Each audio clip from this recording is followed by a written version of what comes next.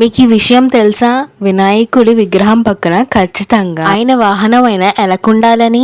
మన బుజ్జి ఎలక పక్కన లేకుండా మన గణపతి బప్ప విగ్రహాన్ని మనం ఇంట్లో ఉంచుకోకూడదు. మనం గణపతి విగ్రహాలు కొనేటప్పుడు స్వామి వారికి ఖచ్చితంగా బొజ్జున్న విగ్రహం తీసుకోవాలి.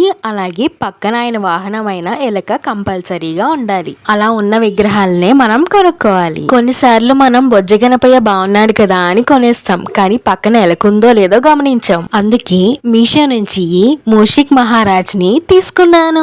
నేను 2 మూషికాలని తీసుకున్నాను. ఒకటి గోల్డెన్ కలర్, ఇంకోటి బ్లాక్ కలర్. 2 మోదకాలని పట్టుకున్నాయి. నేను 2 మూషికాలు వేరు వేరు రంగుల్లో తీసుకున్నాను. మీరు సేమ్ కలర్ అయినా స్వామికి అటు ఇటు పెట్టచ్చు. ఇలా పెట్టడం వల్ల డెకరేటివ్ పీస్ లా బాగుంటుంది. అలాగే శాస్త్రం ప్రకారం మూషికాన్ని పెట్టినట్టు ఉంటుంది. ఎందుకు కాస్ట్ చెప్పలేదు కదా. Golden మూషికేమో 261 rupees. మెటీరియల్ విషయానికి వస్తే సిరామిక్. వినాయక చవితికి పెడితే బాగుంటుంది. లింక్స్ కోసం కమెంట్ చేయండి.